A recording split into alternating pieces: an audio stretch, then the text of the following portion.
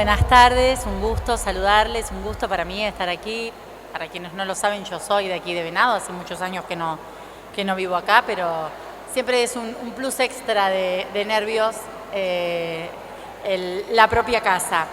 Agradecer a los organizadores, les organizadores de la feria, la posibilidad de estar aquí compartiendo con ustedes algunas reflexiones en relación con esto que decía Flor, de estas interpelaciones feministas a la justicia que últimamente han ganado un saludable reconocimiento en las agendas sociales, es decir, más allá de los cercos del conocimiento técnico, jurídico, la demanda por transformaciones en el campo de la justicia va ocupando un lugar creciente, digamos, que tiene una cierta historia que hay que poder relacionar con la historia misma de nuestro país y con el proceso de lucha por la reivindicación de los derechos humanos y el castigo de los delitos cometidos durante la última dictadura, que de la mano del movimiento de derechos humanos ha generado una especie de conciencia social o de primer momento de relación,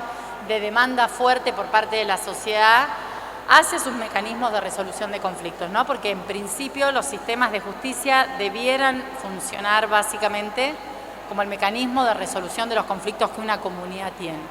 Y de alguna manera lo que esa lucha ha dejado como saldo, digo, la cito especialmente por los riesgos en los que se encuentra en estos días el acumulado en términos de construcción de la democracia y fortalecimiento de la lucha por los derechos humanos como patrimonio de nuestra sociedad, es la capacidad de señalar que no da lo mismo que el sistema de justicia produzca o no respuestas, esclarezca o no esclarezca hechos, y que eso tiene que ver directamente con los niveles o con las posibilidades de pacificación y convivencia que una cierta comunidad pueda desarrollar. Y en ese sentido, el movimiento feminista lo que viene generando en gran medida es un señalamiento acerca de que una cuestión tan elemental como el sometimiento a condiciones estructurales de violencia que implican que cotidianamente muchísimas mujeres, lesbianas, trans, travestis estén sometidas a prácticas de violencia, no como una distorsión o una especie de relación, digamos, excepcional que se presenta en algunos casos, sino como lo que se ha definido como una normalidad violenta, ¿no? Nuestras sociedades son sociedades organizadas en base a jerarquías de distinto tipo, de género, de clase, de raza, y la jerarquía en términos de género opera cotidianamente a veces con la violencia como recurso y muchísimas veces con nuestra adhesión a través de roles, de estereotipos, de mandatos. Cuando las conductas sociales se van corriendo del estereotipo, del mandato, y eso aparece desafiado, la violencia empieza a ocupar un lugar cada vez más protagónico en las formas de relación. Y cuando las relaciones comunitarias están un poco dañadas, ese tipo de violencias, afortunadamente entre nosotros, van dejando o van saltando el cerco de la naturalización, sobre todo gracias a la organización social que logra problematizar y transformar un montón de prácticas que teníamos como naturalizadas como prácticas que pasan a ser definidas como formas específicas de violencia. Y en ese proceso la mirada social dirigida al sistema de justicia, lo primero que permite es, yo diría que esto es bastante universal, si ustedes vieran trabajos de, por ejemplo, países escandinavos, por mencionar, digamos, realidades con las que uno en general fantasea acerca de que ahí hay unas calidades de respuestas muy distintas, muy superadoras de las dificultades que tenemos. Cuando se trata de la violencia sexogenérica encontramos que los patrones de impunidad son bastante más parecidos de lo que estaríamos dispuestas a asumir, ¿no? Digamos que los patrones de desigualdad tienen una persistencia que esas mismas sociedades no tienen en una relación de comparación con nosotros en otros aspectos. Y la particularidad o alguna de las características básicas que uno puede decir sin temor a equivocarse, digamos. Yo diría como jugando con los ojos cerrados, afirmar en Venado Tuerto, en la provincia de Santa Fe, en Salta, en cualquier país de Latinoamérica, en Estados Unidos o en Europa, es que aún hay una resistencia estructural sistémica a asignarle o a reconocerle en el campo judicial la relevancia que socialmente le vamos dando al tema de la violencia, ¿no? Entonces, lo que sucede cuando nosotros nos reconducimos a ese ámbito que socialmente hemos construido o nos es presentado u ofrecido como el ámbito donde tenemos que ir a reclamar cuando somos dañados, porque en definitiva civil, penal, meterse en todos esos tecnicismos aquí no tendría mayor sentido, es decir, uno acude, o la noción básica que cualquiera puede tener del tribunal como el espacio donde alguien decide un conflicto entre dos partes que tienen una serie de contradicciones, lo primero que habilita la apertura de esa escucha es que alguien dice que ha sido dañado, ¿no? Cuando quien dice que ha sido dañado es alguien que ha sido dañado por cuestiones vinculadas a la desigualdad de género, en general la respuesta como regla es la desatención. La respuesta es el archivo, es la minimización del problema, estoy hablando en términos históricos, ¿verdad? Y de alguna manera nosotros asistimos en este momento a un momento donde el movimiento feminista viene poniendo eso en agenda, viene haciendo un señalamiento muy marcado en relación con la distancia, digamos, el divorcio descomunal que hay entre aquello que se nos ofrece como el espacio para resolver nuestros conflictos y la capacidad efectiva de responder. Si yo tuviera que explicar esto estadísticamente, bueno, puedo decirles, por ejemplo, que en el caso de la justicia nacional, yo vivo en Buenos Aires ahora, por eso menciono la justicia nacional con asiento en la ciudad de Buenos Aires, el 2% de los casos que ingresan por violencia de género tienen algún tipo de respuesta que no sea que prescribe, esto es que se agota y se muere ahí esperando una respuesta por el puro paso del tiempo, y un 70% promedio de casos archivados sin ningún tipo de investigación detrás, ¿no? Estoy hablando de la jurisdicción con más recurso técnico, con más especialización, con un PBI altísimo, en el que, sin embargo, las dinámicas de la respuesta siguen como trabadas. En ese punto, una primera pregunta que a mí me gustaría como colocar, porque nosotros escuchamos ahora, es un tiempo de mucha reivindicación de la consigna de reforma judicial feminista, y un poco desde ahí este planteo de si reforma o revuelta, es que en gran medida ese planteo no pone en cuestión la forma en que el sistema de justicia efectivamente funciona y efectivamente está organizado. Entonces tenemos una serie de acuerdos generales sobre cómo funciona el sistema de justicia, que funciona tan mal que sería muy difícil oponerse a todo aquello que aparece en las consignas que manejamos habitualmente, como por ejemplo ser atendidas en un tiempo medianamente razonable, ser atendidas por personas que tienen algún grado de especialidad o de capacidad específica para lidiar con este tipo de conflictos, que el Poder Judicial mismo tenga una una integración más diversa en términos de género. Sin embargo, si nosotros miramos el propio acumulado en términos de derechos humanos, es una agenda bastante barata para el Estado.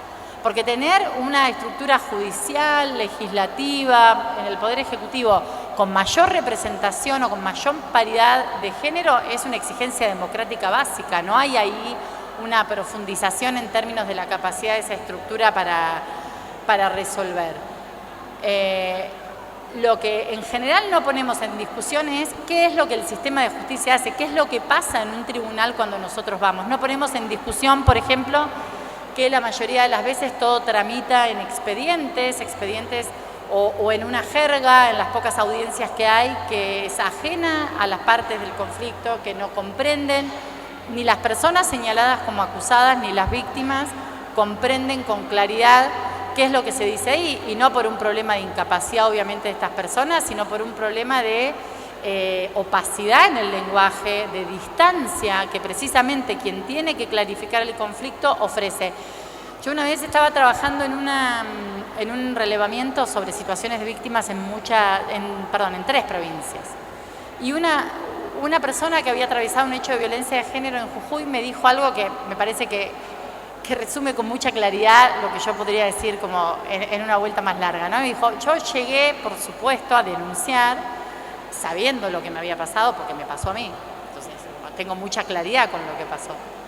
Y a los 3 meses de judicialización no entendía ni lo que me había pasado, ¿no? Digamos, es decir, como tenía dudas de si efectivamente estaba claro lo que yo estaba diciendo, si aquello que me devolvían era fiel con lo que le había pasado y con lo que pretendía centralmente como respuesta, ¿no? Que es otro de los problemas que hay en esta adhesión acrítica a lo que pasa con los sistemas de justicia. Esta idea social muy fuerte, muy hegemónica, de que todas las personas que atraviesan un episodio de violencia lo que quieren es castigo. Bueno, pues no, cuando uno se aproxima y atiende y escucha, no toma una denuncia como un formulario, sino que genera lo que llama una escucha conducente o efectiva, las personas en general no quieren un castigo. Lo que quieren es que el otro se haga responsable, que responda de alguna manera y que las circunstancias que favorecen que un conflicto se produzca dejen de producirse. Que le pase dinero de la cuota. El 80% de los conflictos de violencia de género de casi todos los sistemas son conflictos de violencia en el marco de relaciones de pareja o expareja, digamos, no. Por supuesto que hay otros conflictos de violencia de género, pero la mayoría de lo que resuelve, o más que resuelve, no, porque acabo de decir que no resuelve nada, pero la mayoría de los casos para los cuales es convocada la respuesta judicial son conflictos domésticos, son conflictos entre personas que tienen, además de en un momento un vínculo violento, una relación personal muy compleja, que la respuesta judicial muchas veces no puede recoger y que no se ajusta a nuestras expectativas de lo que una víctima debe o no hacer, ¿no? Es decir, gran parte de la construcción social sobre cuál es la respuesta adecuada está parada también en una idea de víctima que, como tal, no puede nada. La víctima es por definición pasiva, solo sufre, no puede reivindicar, no puede poner condiciones, no puede negociar. Gran parte del feminismo se ha construido al calor de la idea de que no se puede mediar, no se pueden realizar acuerdos, cuando en realidad las personas sometidas a jerarquías de género, sometidas a relaciones de clase, a la explotación laboral, negociamos violencias todo el tiempo, negociamos desigualdades constantemente. Yo puedo tener, en este momento en particular, una posición de una cierta asimetría, ocupo la palabra, soy profesional, soy contextualizadamente, según en los lugares donde esté, mucho más blanca que muchas que las personas con las que hablo. Digo blanca en términos culturales, ¿no? Digamos. Porque racismo es otra de las variables de las que habría que hablar bastante. Ya no se puede hablar solo de violencia de género. Esa es otra de las grandes enseñanzas del feminismo. La cuestión de la intersección de las violencias y de las opresiones que van viniendo. Y en general, cotidianamente tenemos capacidad de mediar violencias. Lo que muchas veces oculta la idea, la supuesta bonomía de decir no, este es un sistema comprometido con las mujeres que impide cualquier forma de mediación, es el arrebatamiento del conflicto que después terminan las condiciones que les digo, prácticamente ningún caso con respuesta. O incluso extremos del tipo víctimas que deciden abandonar el proceso porque lo que el Estado les ofrece en esa respuesta no se ajusta a sus pretensiones, que suelen ser muy sensatas además. Suelen no responder a lo que se construye como una agenda pública, que es esta idea de que las víctimas solo quieren castigo y nada más que castigo.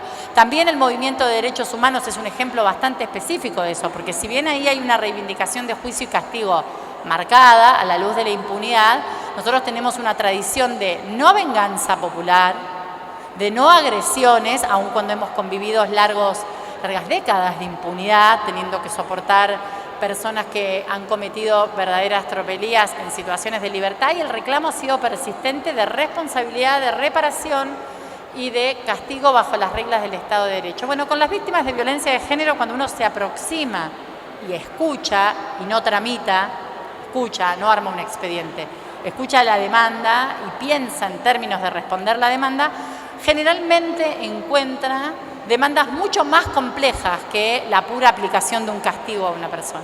Muchísimo más complejas, por un lado, porque el conflicto que llega judicializado es solo una parte de un complejo de conflictos que están ahí dando vueltas y que en un momento estallaron, que tienen que ver con necesidades económicas insatisfechas estructuralmente en el marco del vínculo, con desigualdad en la distribución de las tareas de cuidado en el espacio para quienes tienen hijos u otras personas a cargo, en fin, una serie de dificultades que si nosotros nos tomamos en serio la cuestión de violencia, nadie con sentido común puede sostener que la aplicación del castigo o el puro encierro carcelario de aquel que en un momento señalado tiene capacidad para resolver todas esas causas que están operando atrás del conflicto. Con esto lo que quiero decir es que no se trata de quitarle la responsabilidad al autor individual, aquel que va y, para decirlo de una manera llana, pega una trompada, aquel que insulta, aquel que amenaza, aquel que amedrenta, ¿no? Por supuesto que hay una responsabilidad individual en quien emprende un curso de acción de esas características sobre otra persona, es decir, y le produce un daño. Pero lo que de alguna manera cambiaría sustancialmente esta perspectiva es que hay una diferencia bastante grande entre reclamar pura respuesta individual para los agresores o reclamar transformación de las condiciones estructurales para que la violencia no sea un recurso en ciertas relaciones. Porque en general también otra de las cosas que los sistemas de justicia permiten ver es que las personas, hay una frase bastante instalada en el feminismo, esta idea de que la violencia de género es transversal y que todas podemos ser víctimas. Bueno, no es verdad, digamos. Es cierto potencialmente, pero las desigualdades materiales construyen también posibilidades distintas. La judicialización del conflicto es para muchas mujeres la única herramienta porque no hay trabajo en el que haya licencia de violencia de género, no hay trabajo, por ejemplo, formal en el que yo pueda avisar que estoy con una situación y haya algún tipo de contemplación.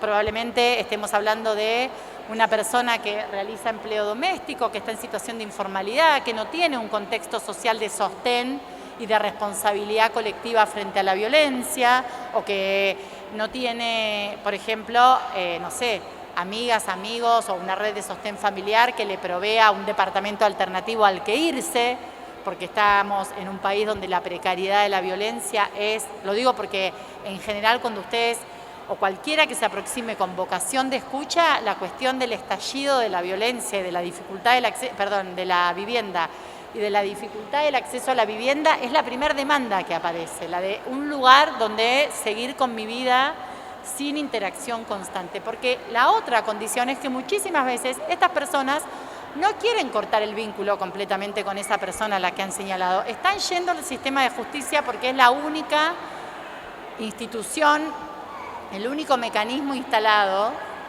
Entonces muchas veces terminan vapuleadas, incluso señaladas como responsables de la violencia que padecen, porque aparecen como o sospechadas en la veracidad de aquello que denuncian. Bueno, tan grave no era si no hubiera vuelto. No, bueno, porque no es que le robaron el espejo del auto acá en la puerta. No es que un desconocido la agarró a la vuelta de la casa y la golpeó. Es la llegada al campo judicial de un conflicto interpersonal que tiene muchísimas complejidades y las personas que los atraviesan también. Y el sistema de justicia es una máquina de fiambre que puede eventualmente aplicar algún castigo, pero va a armar expedientes iguales, va a despersonalizar los conflictos y va a hacer progresivamente que las víctimas o que las personas que llegan como víctimas no encuentren respuesta ahí. Miren, en Argentina está prohibido teóricamente aplicar una respuesta que no sea el castigo a la violencia de género. Y todo el mundo, la Corte, las autoridades institucionales venden eso o reivindican eso. El Sistema Interamericano de Derechos Humanos reivindica eso como una respuesta de calidad.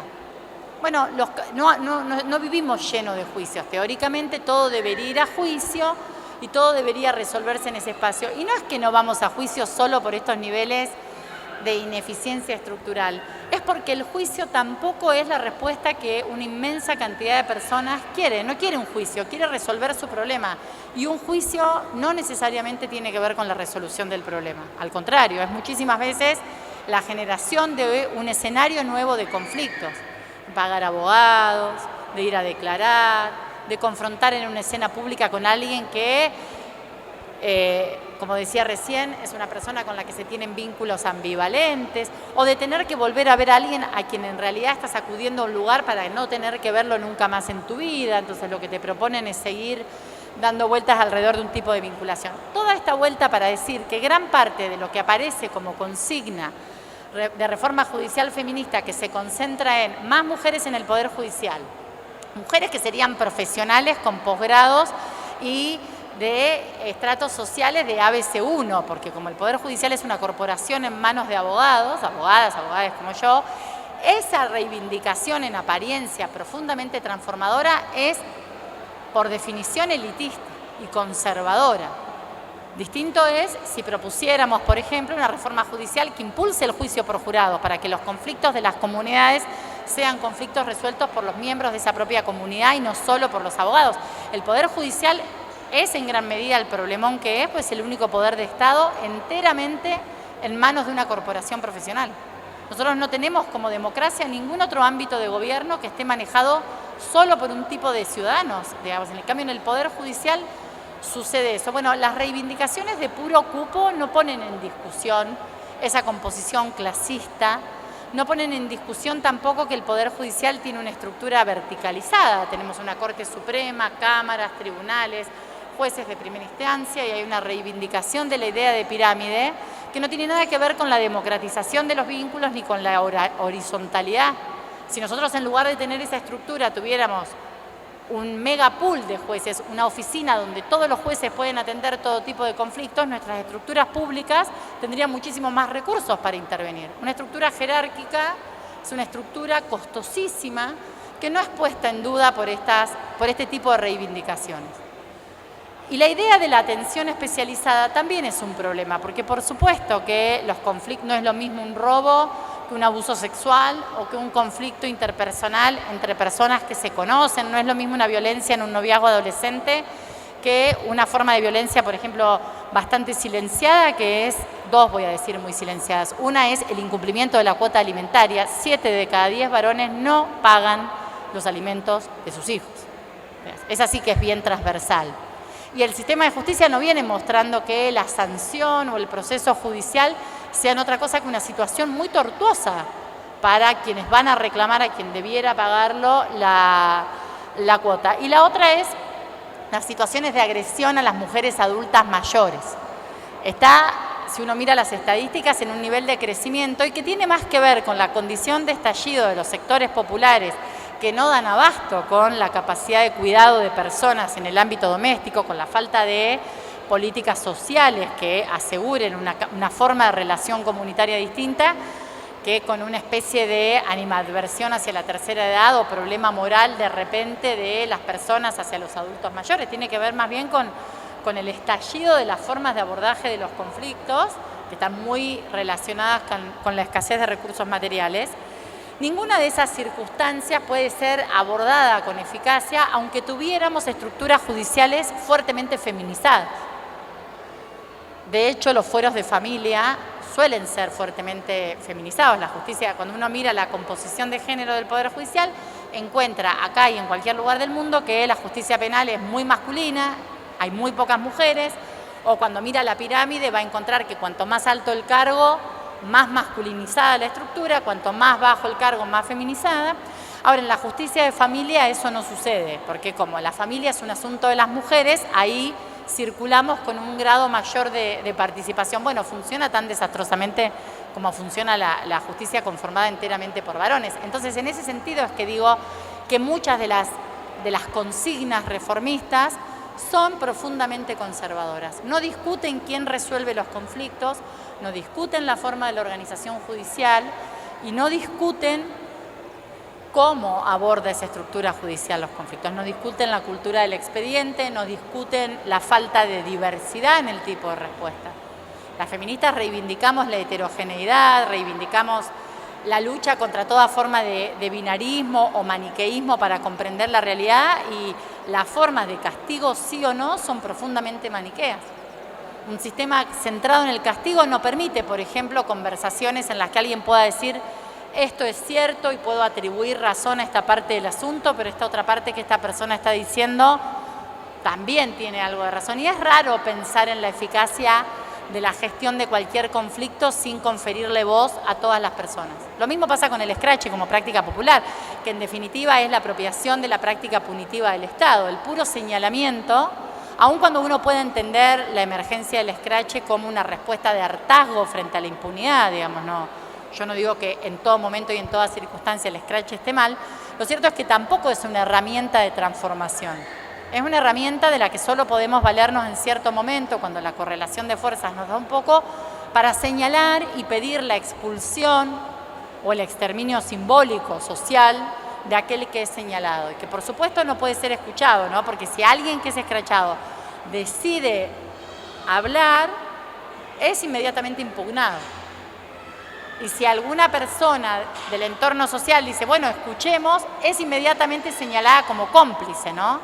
O si alguna persona, por ejemplo, que tiene un vínculo personal con una persona escrachada, decide no masacrarlo, decide tampoco justificarlo, por supuesto, ¿no? Pero no hacer, por ejemplo, pública su posición, también va a ser considerada cómplice, digamos. Pero en todo caso son sistemas binarios en el sentido de que es todo o nada. Y en el sistema de justicia para las mujeres es muy costoso todo o nada, porque nada es nada. Sostener que yo he sido víctima de un hecho de violencia y que solo me sea ofrecida la escena de un juicio muy contradictorio y que está bien que sea de mucha controversia y mucho combate. De hecho, la escena de un juicio es una escena de combate argumental y de sometimiento a preguntas y a pruebas, y está bien que lo sea porque las penas son muy altas, descaradamente altas. Yo personalmente además estoy en contra de la prisión perpetua, digamos, no solo de la cárcel, sino de la prisión perpetua en particular, de modo tal que la persona que está acusada tiene que tener un alto nivel de confrontación. No se puede, sobre la base de presunciones o rumores, encarcelar a alguien. Entonces, quien atraviesa una escena de esas características tiene muchas dificultades para atravesar un juicio. Entonces, no necesariamente es reparadora la experiencia de transitar por ese nivel de confrontación. Porque como sociedad validamos el mecanismo de modo tal que si ahí no lo probé, no existió. No hay otra instancia social donde yo pueda decir esto existió. Y hay un montón de circunstancias que permiten otro tipo de... Y nadie va a hacerse cargo de una responsabilidad de esas características si lo que hay sobre su cabeza es una amenaza de pena brutal, pudiendo discutir eso en un escenario de confrontación. Bueno, eso tampoco es discutido. Hay un autor, que ya, bueno, murió ya, pero noruego él, pero que circuló mucho por América Latina, que se llama Nils Christie, y que él decía que las sociedades lo que tienen que pensar para resolver sus conflictos es construir modelos de ruptura del silencio, ¿no? Él decía, nosotros somos las sociedades que somos porque estamos apoyados, estamos construidos comunitariamente sobre un montón de silencios. Son demasiadas las cosas de las que no se habla, ¿no? Bueno, el espacio doméstico, aprovechando que estamos en una feria del libro, digo, Carlos Fuentes, el autor mexicano, siempre decía que en un libro que se llama Todas las familias felices, bueno, la familia es el espacio de las cosas no dichas, ¿no? Como funciona como familia y la cohesión, lo que de alguna manera genera ciertas posibilidades de subsistencia del espacio familiar, es el secreto, es la no enunciación de cosas terribles además, ¿no? Digamos, porque según UNICEF, 7 de cada 10 niñas tienen una experiencia de abuso sexual de su entorno familiar o de personas conocidas. Digo, la familia en sentido amplio, digo, aquello que se nos revela como mundo conocido. Y lo que Christie decía siempre es, la resolución de los conflictos de una comunidad lo que tiene que hacer es generar audiencia, en el sentido de romper el silencio. El dispositivo tiene que ser un dispositivo del máximo de conversación posible sobre lo que ha pasado en relación con un hecho ambiental, con un hecho de violencia entre dos personas, con un delito contra la propiedad. Bueno, él lo planteaba respecto incluso para el juzgamiento de los crímenes del nazismo, ¿no? Decía, bueno, hemos pasado de modelos de castigo total a modelos de silenciamiento. Decía, bueno, y mostraba, ¿no?, cómo Europa fue tomando distintas posiciones. Y decía, bueno, no, y lo planteaba para eso que para nosotros culturalmente sería inadmisible, pero decía, bueno, no se puede, este modelo del castigo deja muchos silencios porque las personas no hablan, porque no dicen lo que pasó, y el modelo de la impunidad y del silencio es inadmisible, tiene que haber otra cosa. Y él decía, se apoyaba en esto precisamente en el modelo de la violencia de género. Decía, la violencia de género existe porque el silencio social alrededor de esto es aterrador, digamos, y no es una rareza, es lo que nos mantiene organizados de esta forma. Entonces, de alguna manera, también lo que produce el feminismo en este momento, que es tan incómodo, ¿no? Esta idea de, es feminista, no, sabe un montón pero es feminista, me encanta esta candidata pero qué pena que es feminista. Es un nivel de incomodidad tremenda, porque aquello que viene planteado como una reivindicación sectorial, de ciertas identidades, en rigor, mirado de cerca y muy profundamente, está poniendo en cuestión lo que nosotros hemos armado como comunidades de que existimos, digamos, pone en cuestión lo que hemos hecho con nuestras vidas bajo estas reglas de organización social, pone en cuestión lo que hemos consentido, y eso es terrible, pone en cuestión lo que hemos dejado que otros hagan, pone en cuestión lo que algunos han hecho en primera persona. Entonces, en general, esta tendencia a transformarlo en un problema de patologías individuales, de un problema privado, ¿no? De que se arreglen y demás, es también una especie de resistencia, no consciente necesariamente, no politizada, no reflexionada, acerca de que construir mecanismos de solución de estos conflictos es mucho más que ir a una oficina. Implica poner en discusión la forma misma en la que nosotros nos relacionamos y la forma en que están organizadas nuestras formas de vincularnos y también nuestra vida cotidiana. Por alguna razón no forma parte de la consigna reforma judicial feminista y sí va en paralelo, nada casualmente en paralelo, la cuestión de los cuidados y la distribución del trabajo de cuidado. Y uno podría pensar que no hay forma de vincularse de una forma, o dicho al revés, es estructuralmente violento que el cuidado esté distribuido con tanta simetría entre varones y mujeres. Que la tarea de organizar la economía familiar, el cuidado de los hijos, el cuidado de los ancianos, el cuidado de la casa, del espacio en el que estamos, de las relaciones con los vecinos, del club, de la reunión, esté tan desigualmente distribuido. Probablemente, aun cuando tuviéramos sistemas de justicia que respondan con cierta celeridad, que escucharan, que no resuelvan con audiencias, pero que con expedientes y resuelvan en audiencias y que apliquen respuestas diversificadas, probablemente si nuestra forma de organización social sigue siendo tan asimétrica en términos de género, la violencia encuentra condiciones de producción y reproducción constantemente, porque cuando lo pensamos un poco, 7 de cada 10 varones que no pagan su cuota alimentaria está sostenido también por todos aquellos que no contribuyen con el trabajo cotidiano en sus casas, aunque pongan su dinero, que aunque mantengan sus vínculos, aunque tengan otro nivel de responsabilidad en relación con este rol también cultural del varón proveedor, forma parte del mismo continuo de alguna manera. Entonces, una agenda de reforma judicial feminista que se quede concentrada solo en cómo el Poder Judicial reacciona, que no cuestione lo que el Poder Judicial haga y que no ponga en discusión la centralidad del cuidado y solo se ocupe de las mujeres en cuanto víctimas, aún si tuviera éxito, no tiene posibilidades de transformar las formas en las que nos relacionamos. Y la mitigación de la violencia tiene más que ver con relacionarse de una manera distinta que con ir corriendo atrás de cada uno que reproduce el patrón y el molde y de repente cae en el esquema que tanto gusta a muchos del error y el exceso, ¿no? Bueno, fue un poquito más. Cuando en realidad si nosotros miramos, sin entrar en conspiraciones, ¿no? Dice, uno también tiene experiencias gratificantes, modos de relación saludables, formas paritarias de relación, no es que eso no existe y que todo es opresión. Pero de alguna manera la idea de pensar la justicia solo asociada a lo judicial permite esto que se llama esencializar la agenda, ¿no? Es decir, fíjense que las mujeres cuando hablamos de reforma judicial feministas o somos convocadas a hablar de reforma judicial, solo somos convocadas en tanto problemas de violencia de género. Y uno podría decir, ¿por qué el máximo de participación política nuestra tiene que ser en tanto víctimas o potenciales o actuales? ¿Por qué? ¿Por qué no podemos participar de la discusión sobre cómo se persigue la evasión tributaria?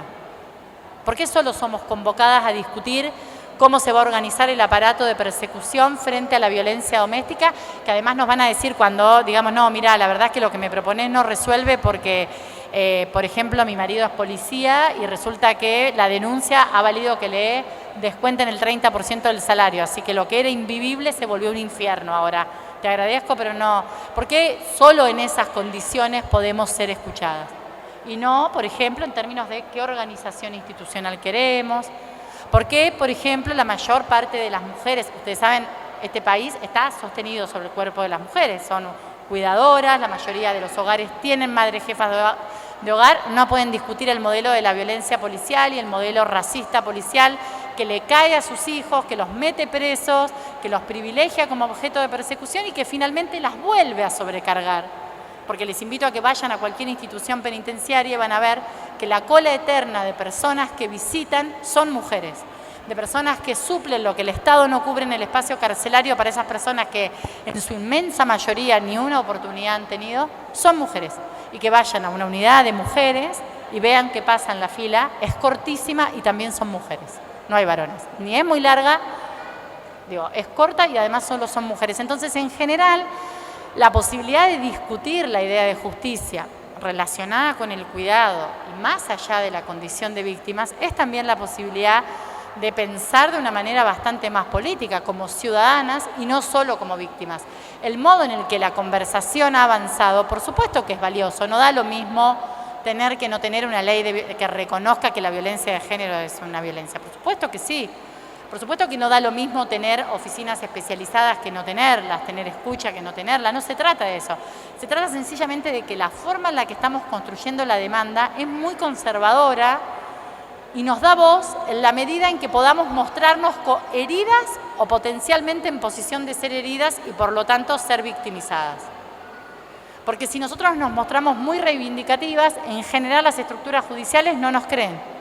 Yo siempre pongo este ejemplo, ¿no? Si cualquiera de nosotros, en lugar de ir muy dañada, va al sistema de justicia y dice que fue abordada esperando el colectivo por un tipo, o en su casa por un tío, por un padre, por un primo, por el albañil que fue a trabajar, por el contador que fue mientras le esperaba a su padre, lo que quieran, porque a cualquiera le va a resonar cualquiera de los ejemplos que esté poniendo. Probablemente si va y se presenta y dice, mirá, en esta sociedad patriarcal en la que vivimos esto pasa todo el tiempo, mirá lo que me pasó, yo no quiero un juicio porque esto me va a llevar tiempo, que me pague y se terminó, va a ser alguien que no es leído como víctima. Va a ser alguien que va a ser leído como una malversadora del papel de víctima, alguien que está queriendo dinero.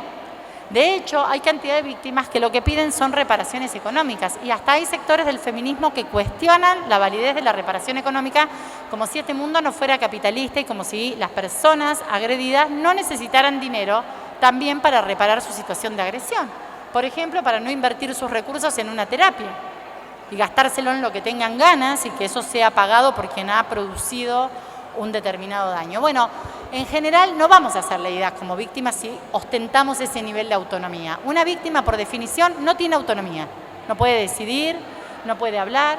Por eso es tan fácil para el Estado decir que las víctimas no pueden acordar o no pueden negociar. Acordar no significa sentar a alguien a hablar con quien la ha agredido. Por supuesto que no.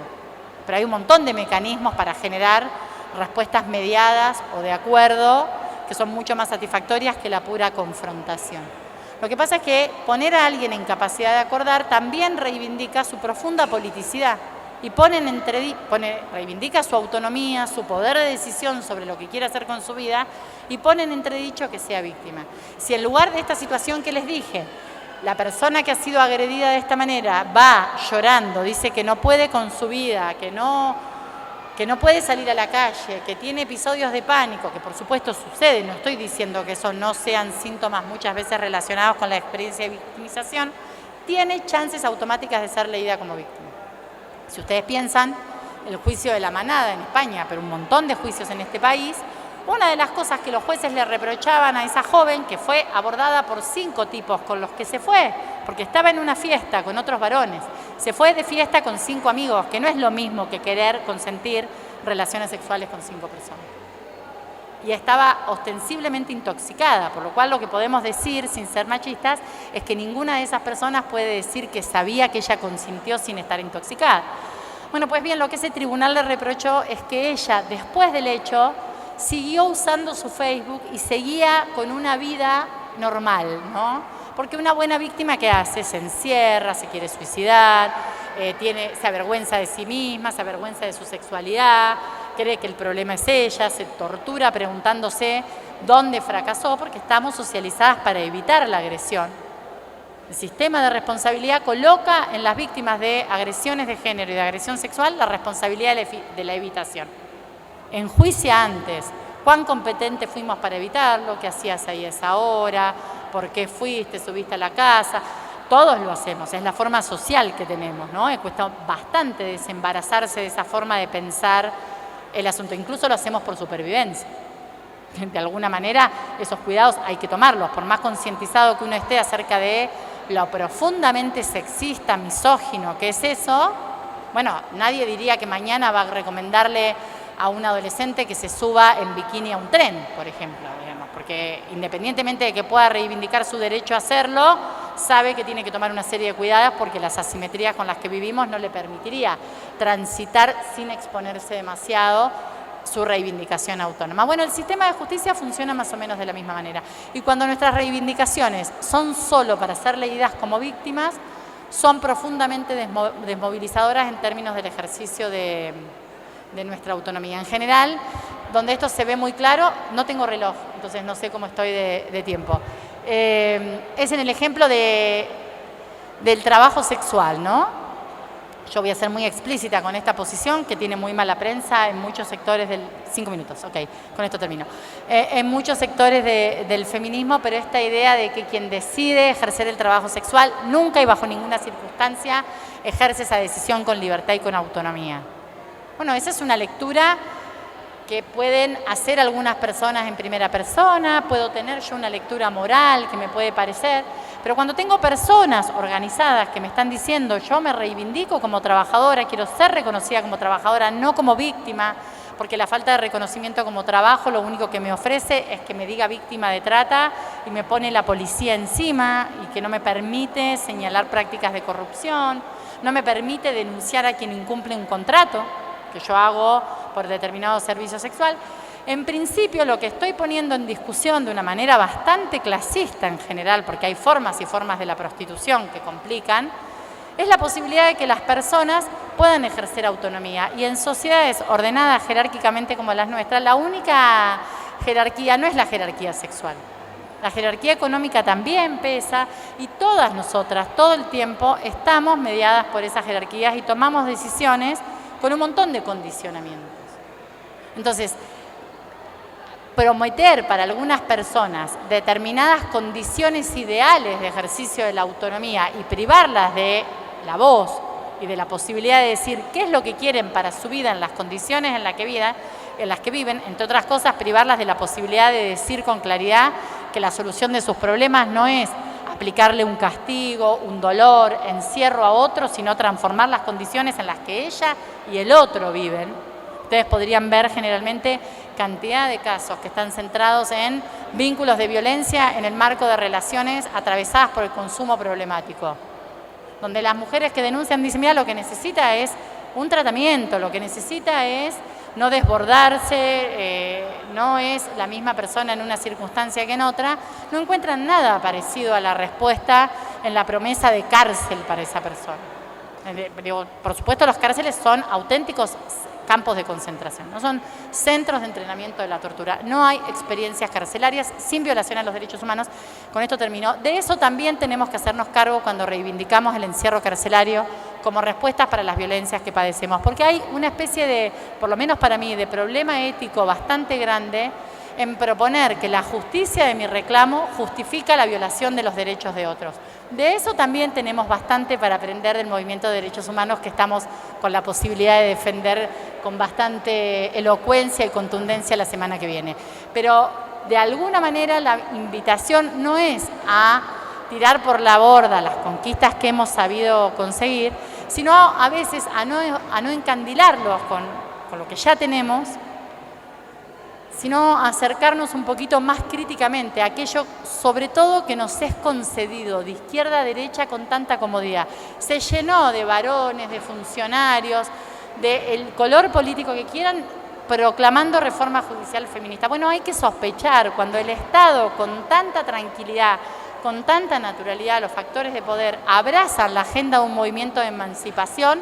Por supuesto que hay algo de eso que tiene que ver con la propia lucha y está bien reconocérselo, pero también tiene que ser una oportunidad para discutir si alcanza con una reforma o nosotros necesitamos de verdad una revuelta para empezar esta historia de cómo nuestras comunidades resuelven sus conflictos discutiendo cómo somos como comunidad. Gracias.